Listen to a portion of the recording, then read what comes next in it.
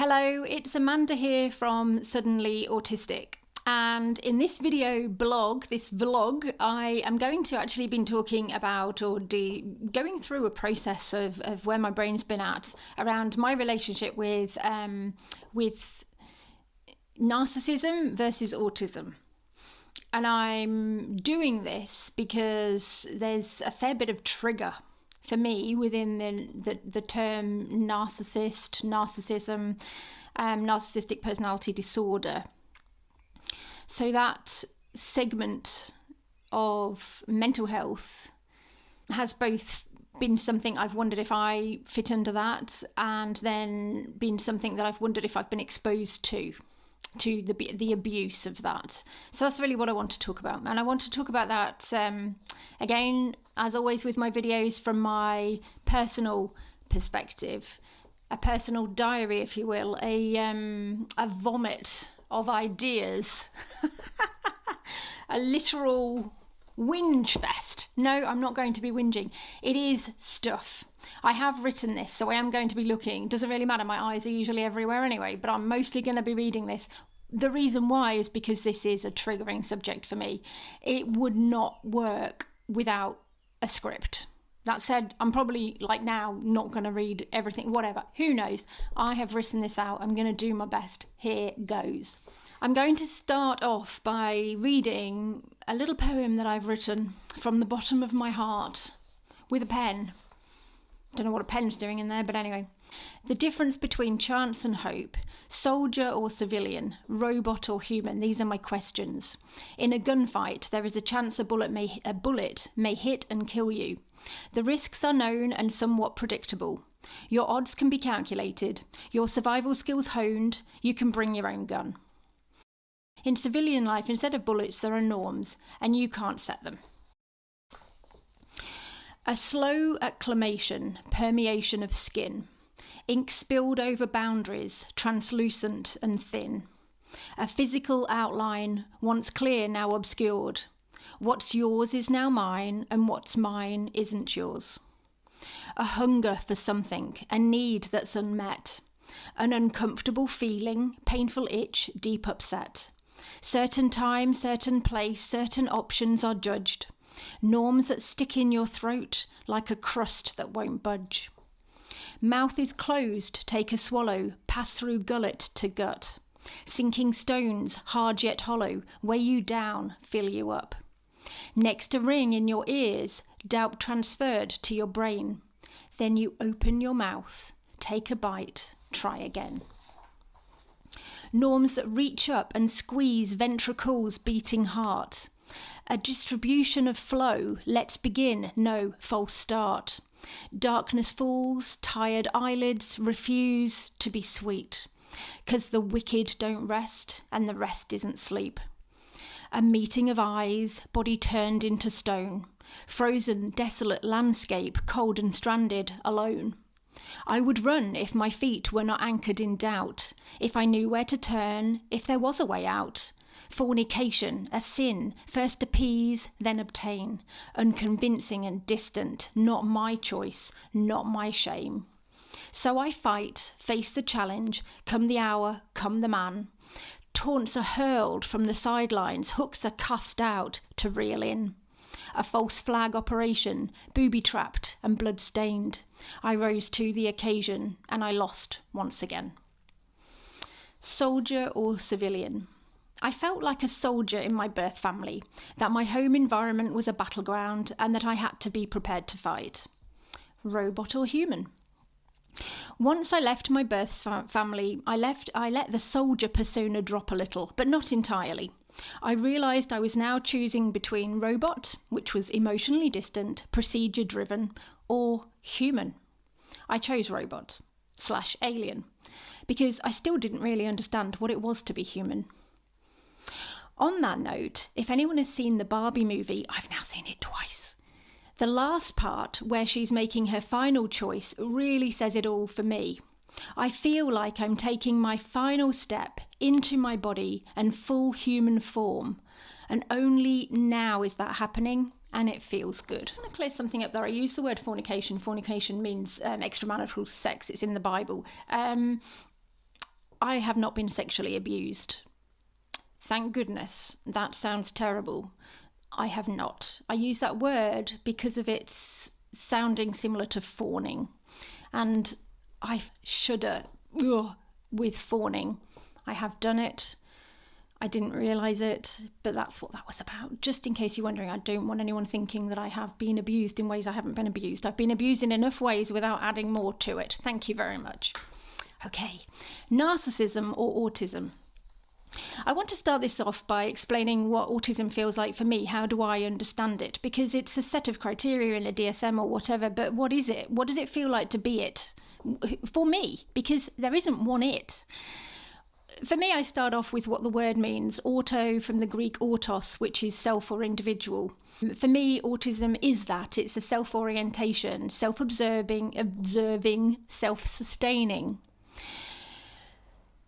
With a continuum, possibly, with complete autonomy, the ultimate expression of that spectrum. So at one far end, and then at the other end, complete reliance on others. So there is a spectrum of autonomy, with the autistic individuals being more along the fully autonomous unit, I guess, if you like, than, say, a neurotypical folk, which finds it more attractive to stay more on the relational side. So I definitely feel like that. I don't feel like I'm a fully autonomous individual. I do enjoy my relationships. As I've said before, I'm reaching out for more relationships here on this video channel.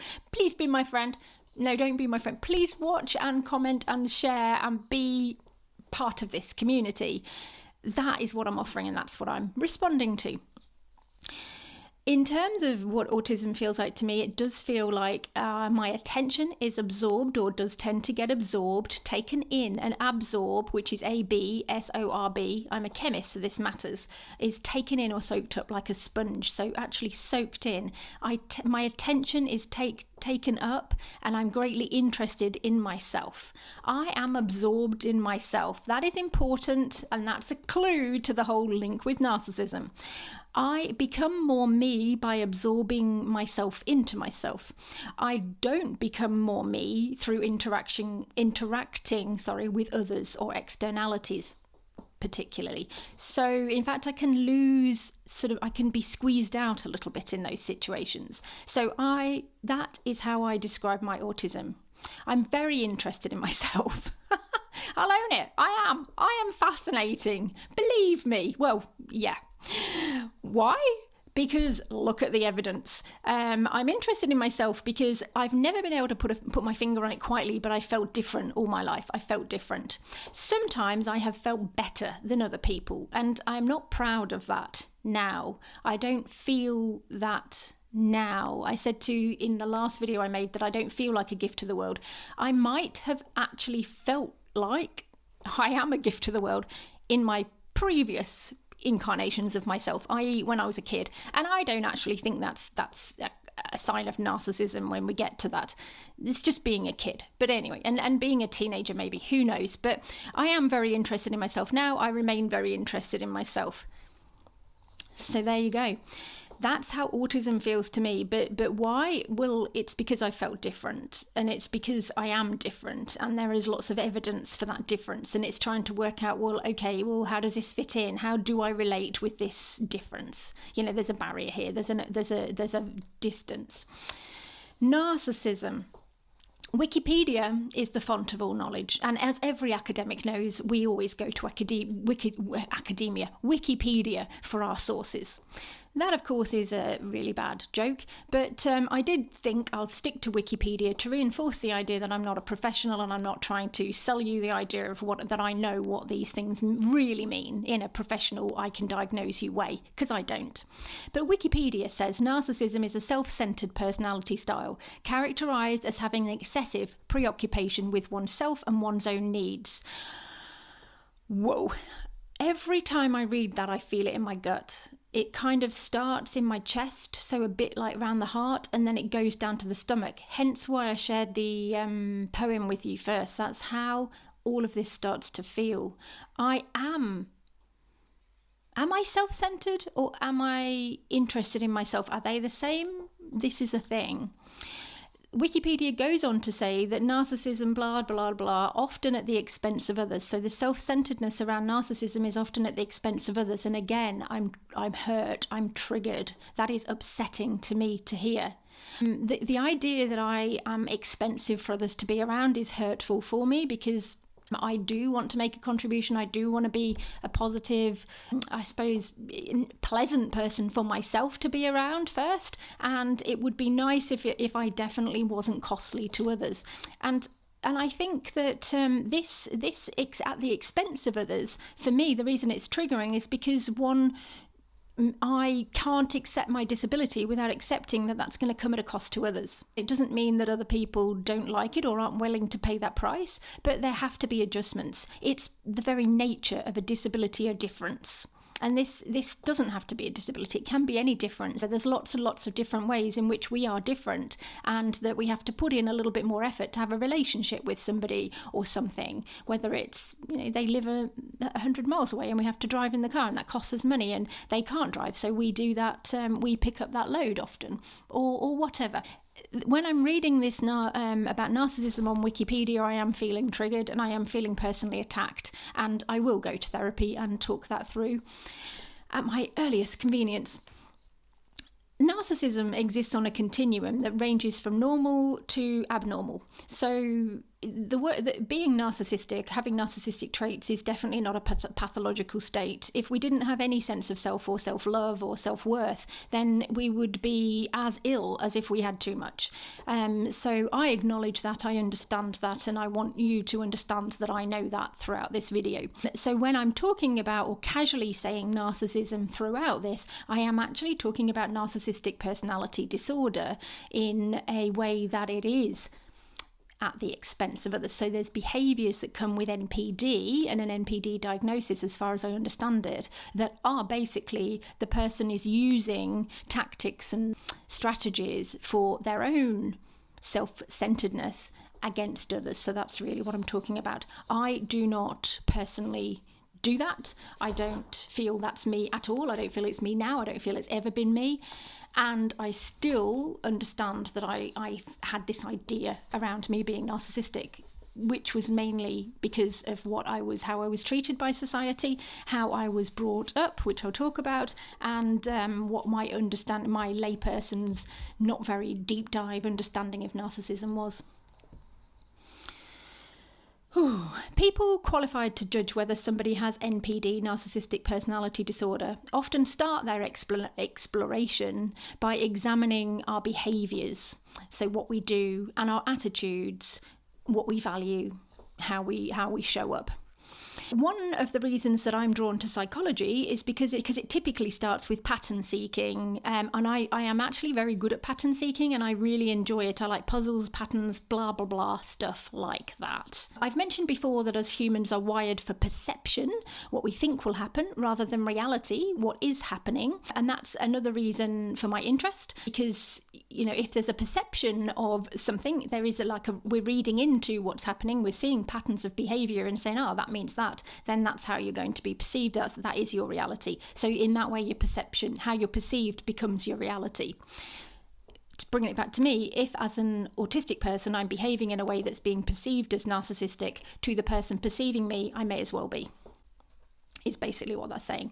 And is also why I'm still triggered about that word in Wikipedia, because I've been perceived that way, and maybe that's how it's been received, and that's dangerous to other people and upsetting to me and them. Another reason for my interest in psychology is because I tend towards intellectualization rather than feeling, I guess. I'm scientifically interested in other people, and I'm also detached from them, both by nature of my autism, the way it expresses, and my personality, I guess. Behaviour that fits with our values and attitudes is classified as ego-syntonic, and I wrote this down because I feel like it's at the core of all of this exploration. People who tick this box are highly unlikely to think of themselves as needing psychological help, regardless to what other people tell them or how other people experience them. So if your behaviour is fitting with your values and attitudes, you are not going to feel like you have a problem. Often people who are meeting the criteria for things like narcissistic personality disorder don't have any pain from it. They might be some of the happiest people alive because they're behaving the way that they think is right, because they are right. It doesn't mean it's experienced that from other people. So it has to take a very courageous person with NPD to go, oh gosh, I think I'm being brilliant, but no one wants to be my friend. And in fact, they're all running a mile from me. Maybe it is me. That actually takes a level of insight and vulnerability that is kind of running contrary to the whole NPD story, but not running contrary to my story, because I have always gone, oh God, yeah, maybe there is something wrong with me, and maybe leaned into that a little more. The opposite of ego syntonic is ego dystonic behaviour. So that's behaviour patterns that we don't like, that don't align with our values or perceptions of ourself. In this example, people might try and hide the behaviours they don't like, or try to convince other people around them that their distasteful behaviour is outside of their control, or they may try to blame others or their circumstances or some other externality like the system. So I'm behaving like an arsehole because you're making me mad. That kind of thing. I've shared my understanding of that now because I feel it's essential to know this when trying to evaluate one's own behaviour. In fact, knowing that what we do and how we show up is heavily linked to our values and sense of self assists in this self-evaluation, albeit in a way that's limited by our own willingness to ask ourselves the hard questions and accept our own truth and our own current capacity to do so. So what that is it's an acknowledgement that I am only as good at interrogating myself to the limits of what I know and my capacity is changeable. My history is forever growing. There's always more in the past that I can draw from, and there's skills out there that I don't know about, so you don't know what you don't know. So I'm reviewing myself through the lens of what I know now, accepting that I probably don't know everything, but also fairly confident that I'm not a narcissist, spoiler alert, because I have had professionals go through that with me. In terms of NPD, there are three main sort of camps of criteria that psychologists will use to look for evidence to see if somebody fits the criteria. So one is agentic extroversion. So that's agentic is acting like an agent, an agency. It's often used in terms of people exerting power, especially over others. So part one could be around dominance and grandiosity, power and control, that kind of thing. Point two is self-centered antagonism, which is hostility or opposition. So being self-centered in a way that's hostile or oppositional. Now, there's a type of there's a trait in autism called oppositional and defiance, or pathological demand avoidance, which could be seen as antagonistic. And there's also people who are autistic, me included, who sometimes lose their shit, have no spoons and can be maybe looking aggressive. And I actually don't tend to do that, not now. I mean, I might have done a bit more as a younger person, but even then, I've never been classified as a hothead. Not that matters or as a judgment, it's more of a reality. But in narcissism, self-centered antagonism is a thing, and that usually comes from a place of entitlement and manipulation, willing to manipulate or want to manipulate others. The last one out of the three is neuroticism, which is often fed by shame and a need for admiration. Neuroticism is unconscious, so it's outside of our conscious control, efforts to manage deep anxiety, and it can result in quite drastic and irrational behaviours. I wanted to finish off with the narcissism of just saying this one sentence around attention. So I said with my autism, I feel that my attention is absorbed into me like a sponge, soaked up like a sponge. So the sponge soaks it up and it can be squeezed out. Whereas comparing and contrasting that with narcissism, narcissist will adsorb, which is ADSORB, which is where molecules gather on the surface of a material to change its appearance. So whereas an autistic person becomes what's around them, what the environment is, they kind of absorb it in, the narcissist will wear it, I guess is a good way to put that. And in that analogy, I totally don't feel like a narcissist at all. I don't feel like I'd want to wear, it's very hard for me to wear anyone else's clothes, metaphorically, literally, whatever we. So then I've made these tables, as I do, little spreadsheets. I love my spreadsheets. I'm spreadsheet queen, even though I'd like to get better at the algorithm part of it. I'm not too bad, but I always forget how to do it, then I have to relearn it again. So what I've done now is gone through a few of the traits, starting with empathy, and I have then put I've looked at how that might manifest in terms of the behaviour. I've got an example of narcissism and where in that 3 sort of factor thing that might fall, an example of autism, and then a viewpoint from, say, me pretending to be the neutral casual observer. Again, I'm doing this to the limits of my capacity, so it may not be complete, but hopefully there's enough correct-ish information to make this at least a little bit meaningful. So in terms of empathy, the behaviour that we might see from a narcissist is centred around that entitled manipulation. So empathy is weaponised. I think it's called motivational empathy.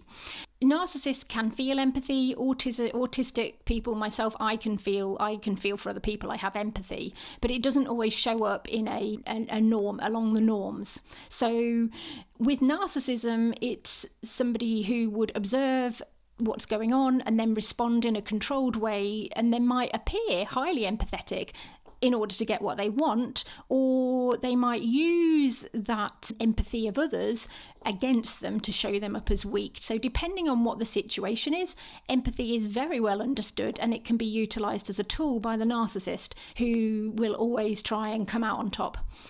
By me, as somebody who's me with autism, if my empathy is often out of alignment, out of tune with other people, so I lack synchronicity with others.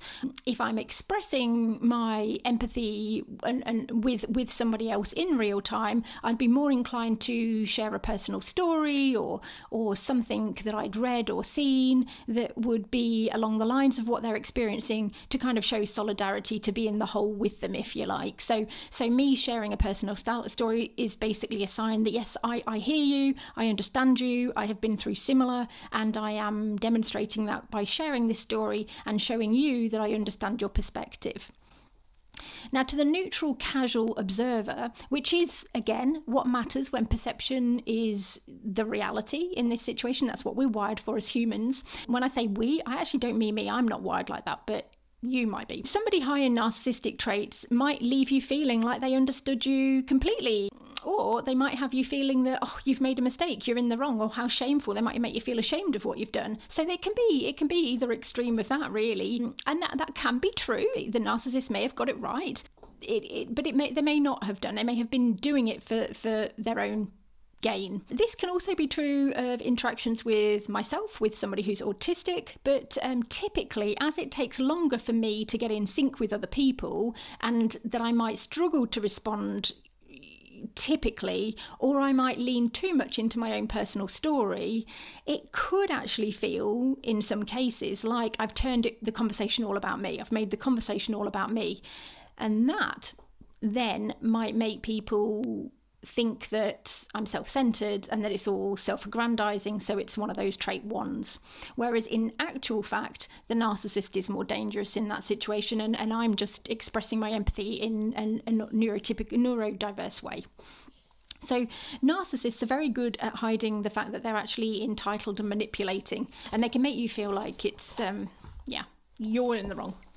The other one is honesty. So I've got honesty here. And how honesty might manifest as a narcissist is that they're not honest, basically. Honesty is, again, something that's optional, and the response is chosen to hide their shame or vulnerabilities. And then sometimes it's fed by a grandiosity too. A narcissism will believe what they say, so they don't feel like they're lying. They might be thinking that I've said it, so it's true. This is my opinion. My opinions are very much more worthwhile than yours. You would do a good job to yourself listening to me. It's almost like a sales pitch, really. It's a convincing of themselves first, and then a convincing of you. There's a lot of shame underneath it, which is very deeply hidden, so they might not even feel it.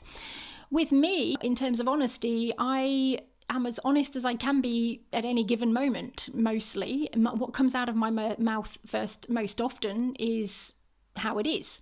How it is might not actually be the truth. It is how it is for me in that moment when I'm responding, and it's not, I haven't constructed an alternative reality or a lie to make me feel better or hide any shame. If somebody asks me, have you got anything wrong with you? And I've got, I don't know, I haven't, but if I've got like a pimple on my backside, I'd say, oh yeah, I've got this bloody annoying pimple on my backside. It wouldn't occur to me that they're never going to see that. It doesn't really matter. And some people might feel ashamed of that.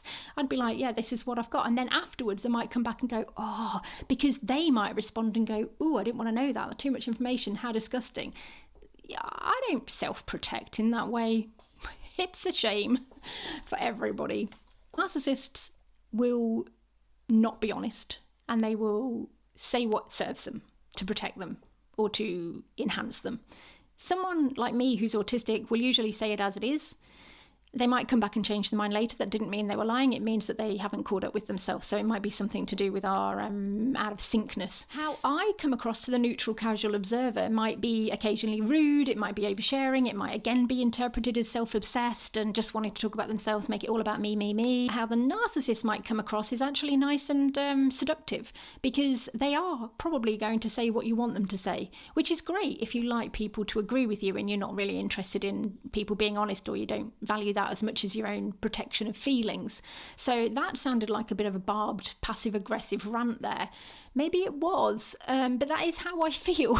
It's not really passive, it's actually, yeah, the truth, according to me.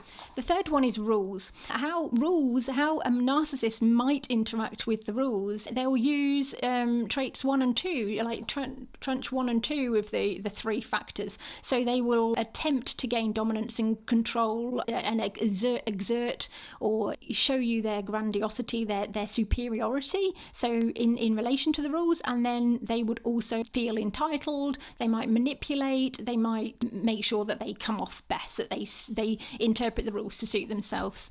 Whereas somebody who's autistic, like myself, is generally going to be very heavily invested in understanding the rules as they stand, and then working out what to do with that information.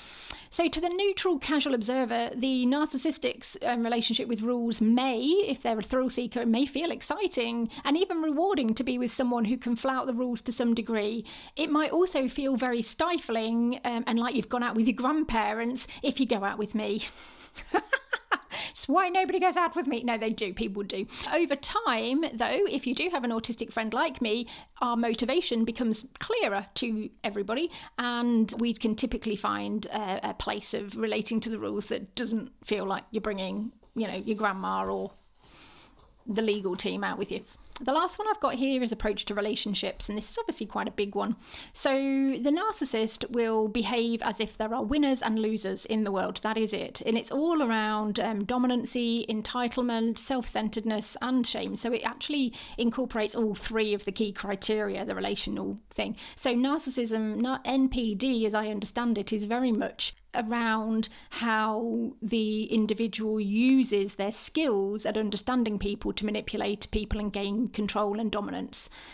I mean, that's kind of like the polar opposite of being autistic. We use our skills to alienate people and have them run away from us. It's amazing, because that's actually our goal, but we don't do it on purpose. And then we spend a lot of time wondering why people run away from us. It's kind of like weird, but true. So narcissists like winners and losers. They want to be the leader. They like to have followers. They like supply, which is your followers. They like to have a power imbalance. They encourage a power imbalance. They can also be chameleon-like and choose how they show up depending on what suits them. So in a relationship, you can be unsure of what you're actually got in that relationship out of that person, because they can morph into whatever they need to be, what they feel like they need to be to win.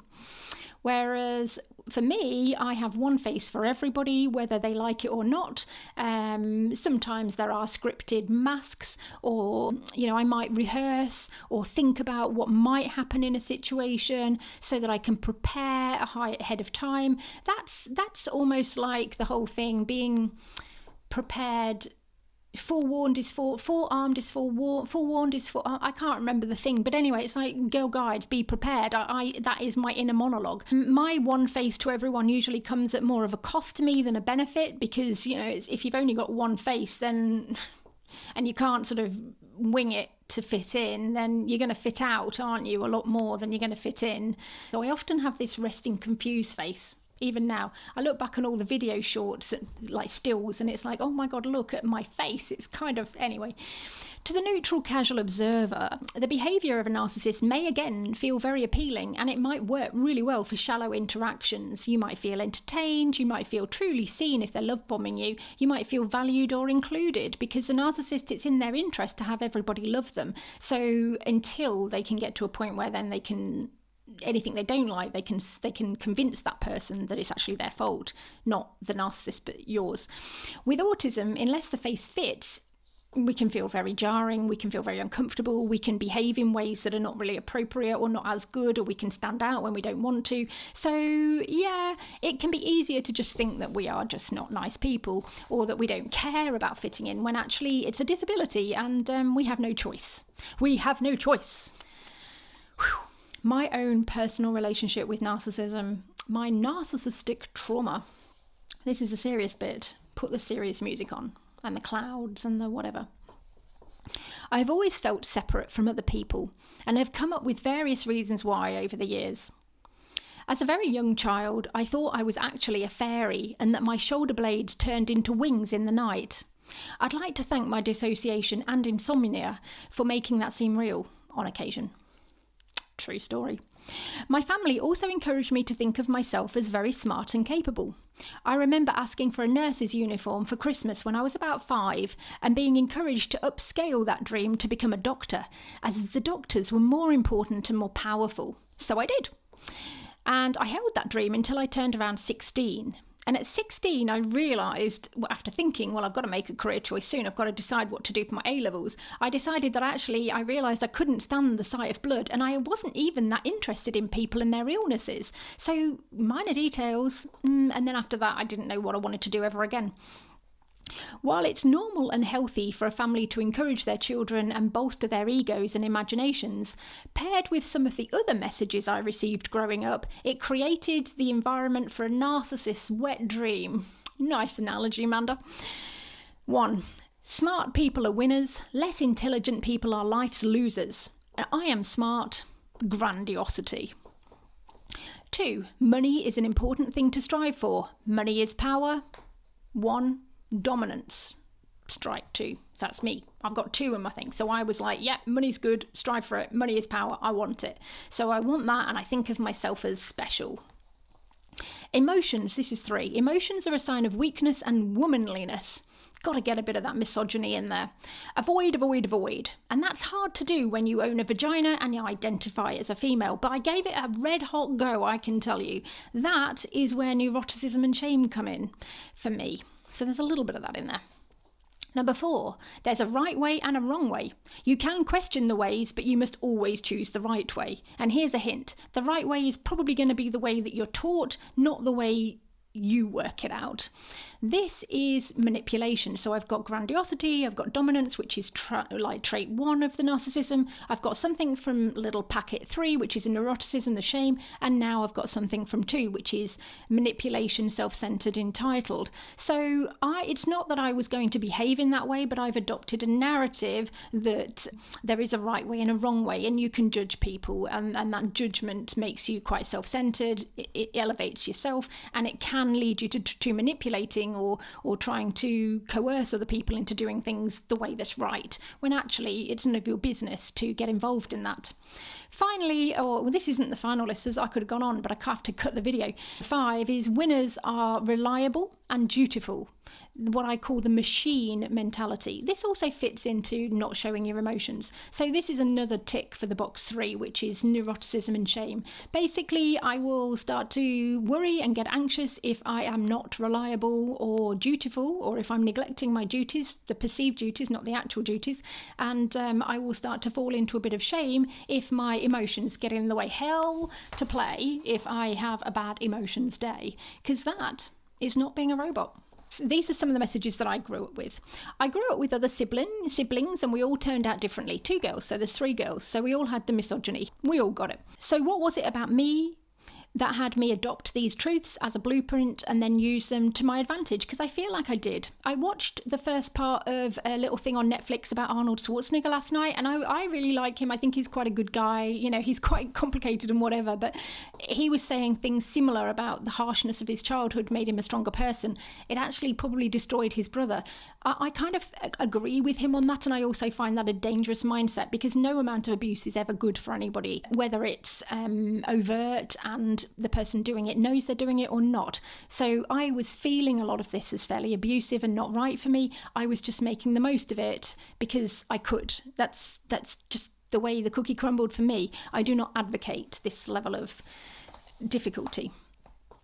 Being my kind of autistic made clear, concise, rules-based patterns of behaviour more attractive than probably more emotional styles. These were simple truths, and I could learn them, and I could put them into my programming. So I kind of orientated myself to going, yeah, okay, well, I'll use them until I work out what else to do. Problems with my interoception, which is my reading of my body. I also had eczema and persistent tummy ache and earache as a child, meant that I found comfort in believing that emotions and feelings were less important than my mind's thoughts and my intellect. So I knew that I was strong intellectually and my body was giving me all sorts of problems, so I basically just said, well, stuff it then. I was going to say F it, but I don't think I can say that on YouTube, so stuff it. I was actually quite popular, so this is number 3. I was actually quite popular at school and had more friends than I could actually cope with, to be honest. But that said, and I think that wasn't to do with me being big-headed, although I might have been too self-confident, but I think it was probably more to do with me being impulsive and very full of energy, ADHD. So yeah, I was quite the chaos queen, I guess. I wasn't naughty. I was just full of energy. I was just like over the top, like do everything, literally climb walls. I did climb walls. I love climbing walls and swinging and doing loads of things really fast. So I was quite popular at school, had a lot of friends, couldn't really cope with them, and as such they'd wear me out, and I did used to find people annoying, and sometimes I'd tell them and they didn't like that. When I'm talking about these, I'm actually leaning on me being like primary school child. As I got to the end of primary school and my hormones started and I got a bit more, mature, this harshness had rubbed off quite a lot. I think being a girl helped. Having a lot of misogyny is awful, but it did sort of make me go, what? Yeah, so I did sort of get out of myself a bit then. But those are things that I'm saying are examples of where the narcissistic idea of myself sort of was strengthened because of these things. With me in general, being my kind of person in general, so not autism specific, but just me, I'm naturally driven. I do have quite a lot of energy. I am a doer. I am a thinker. I'm quite bright. I'm quite engaged. I'm very curious of things. Lots of things interest me. I don't really fit into a pigeonhole of she only likes this and this. I have lots of interests, and even things I'm not particularly interested in, I can always find something that's kind of fascinating to ask about. So this fed into my feelings about me being quite special and maybe even being more valuable than other people. I then kind of took that up a notch and thought, well, people should look at me and give me opportunities. Maybe I should be famous and on the telly and everyone should be listening to me. Hello, YouTube. Oh, it makes me shudder really, because that actually is not I struggle with that, but that's how I felt as a kid. So this also makes me sort of hit the criteria of narcissism at least a little bit in level 1 and level 2 about being special and entitled and whatever. So did I grow up in a narcissistic, surrounded in a narcissistic family? So this is a possibility. But as people with NPD rarely seek therapy, I'll probably never know for sure. In addition, it's very important to keep an open mind and explore other possible explanations for some of the things I've been taught. And I haven't shared everything. Like I said, there's no point really. I mean, this is enough, but there's sufficient evidence for me to think this is a possibility. It's very important to note, I'm saying this to myself as much as anyone else, that diagnosing family members is actually abusive. It's not right. It's not right for therapists. It's definitely not right for me, who has no business diagnosing anybody. I couldn't even diagnose myself. Awareness around NPD is growing, and I will definitely own up to the fact that I've been consuming a lot of NPD awareness content of late, over the last couple of years. Two of my favourites are Insight, which is Exploring Narcissism. It's a podcast and YouTube now by Katie McKenna and Helen Villas. And the other one I like on YouTube is Surviving Narcissism by Dr. C. Carter, I think his name is. He's in Texas. So those two for me have been fantastic, very educational and very relatable. So I have enjoyed learning about narcissism. I sort of leaned heavily into it, and mostly because I felt like I was one, and then I was like, well, hang on, if I'm one, where did that come from? Maybe my family is, and then looking through that. I've questioned whether I was a narcissist because it's a well-known personality disorder. It's been talked about a lot. Narcissistic personality disorder, diagnosed, has a set of criteria and behaviours that can be extremely abusive to experience. But the professionals in this area also remind us that things like emotional immaturity, substance abuse disorders, being addicted, being alcoholic, drug addicted, can also feel like narcissistic abuse. I grew up in the 70s and 80s and into the 90s. I mean, I had a very long childhood, didn't I? And I think it was the norm to be emotionally immature as a parent then.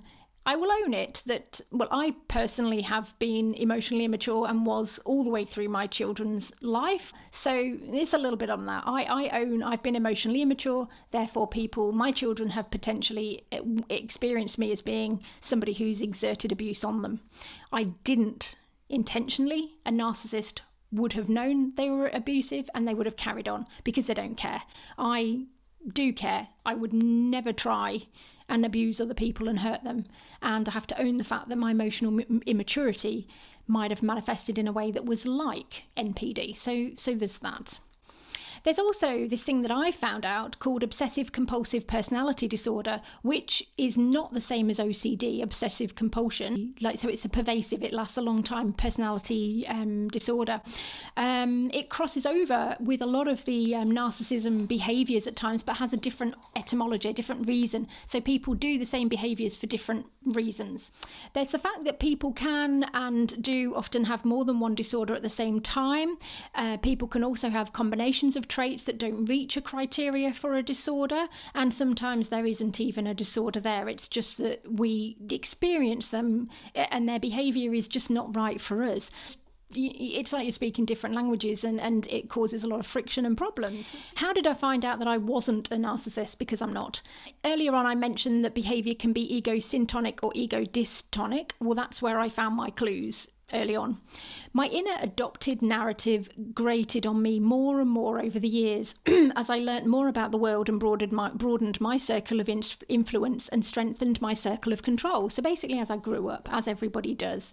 Having grown up around a family that seemed to share negative observations about others, I too also fell into the pattern of behaviour of bad mouthing and bitching about people behind their backs. What annoyed me, and there was plenty to be annoyed about because, as I said, I'm different, so a lot of things are going to grate on me I don't understand, and I wasn't as generous back then as I am now, so I don't tend to do that anymore. I don't need to, but basically once the penny dropped that I was doing this behaviour from a script, I found it easy to let go. Basically what was happening to me is every time I did fall into this pattern of bitching about people, I would leave that conversation and feel absolutely terrible. I would feel completely ashamed of myself, and I would dwell on what I've said and think it through for ages and just feel like an awful human. So it was really, really good to realise that this was something adopted. This was ego-dystonic. So I was acting out of more of a pattern, a program that wasn't mine. I'd adopted a program. It didn't align with my values, but I couldn't see what I was doing until I did. And then when I did, I stopped it, which is great. Now, where my behaviour is informed by my personality and autism, I can't easily change that. I can adapt and I can learn skills and I can become more aware, but I can't and I shouldn't actually try and change to please others. I should just be mindful of where it might involve more effort of other people to be with me. And if I value that, I need to be open to make a contract around that relationship in that area. I also go to therapy to strengthen my resilience so that I can accommodate any changes, and I have tried to improve my communication style and learn strategies to reduce my anxiety and avoid my anxiety and my past trauma also piling in when somebody responds to me in a way that's triggering. So that's what I'm doing when my behaviour is ego syntonic and not that comfortable to other people. So I'm being true to myself, and it's still a little bit difficult. So an example of that is my self-focus. Some people, even those close to me, sometimes mistake my self-focus and my low need for contact with others for self-centeredness, and the fact that maybe they take it as fact that I don't love or care for them as much because I'm not touching, cuddling, reinforcing them as much as maybe they would prefer. I can't control or manage their responses to this, but I can take ownership of my role in the relationship. I can communicate better. I can help to educate what ways to look out for that I'll share my love and show my love. And I can also work on being more mindful of giving some of the attention in the way that other people might respond to it, because I value that relationship. So I let go of the idea that I was potentially a narcissist a long time ago, but I still struggle to know how much is the right amount of space for me to take up. So I'm still struggling with a lot of that. Today, I still struggle with putting my name out there. I called this channel Suddenly Autistic and not Amanda's Autism Journey because of that. Today, I still struggle with making videos and sharing my story. Why would anyone want to hear you? Who do you think you are? It is part imposter syndrome, but it's part of my fear of turning into a narcissist or even being one. And even more, it's my fear of, if other people think I'm a narcissist, perceive me as a narcissist, they will punish me for it. And I have had more than enough punishment in my life for things I haven't done. The injustice of that, it's draining and it hurts your spirit and it takes time. So I like to avoid that, but avoidance is not good. This is all the CPTSD. So I try to make sure that I'm really conscious of the whole link between how I show up and how people might perceive me in terms of narcissism. My final words are, I'm making these videos to tell my story as it's happening, as it was, and how I've now reintegrated it. I'm curious and loving, and in terms of my birth family, what I do now in terms of how I relate to them, I focus on how our interactions feel now as a measure to how much I should continue to invest in relationships with them. And I do have relationships with the majority of people in my past that way. I look at how curious people are, and that includes my family, about how I am now, how willing they are to change their perspective and to embrace me that's me now, as opposed to a narrative that maybe they created out of when I was young or before I was even born, of what they thought I should be or could be. And again, that's all part of my healing journey.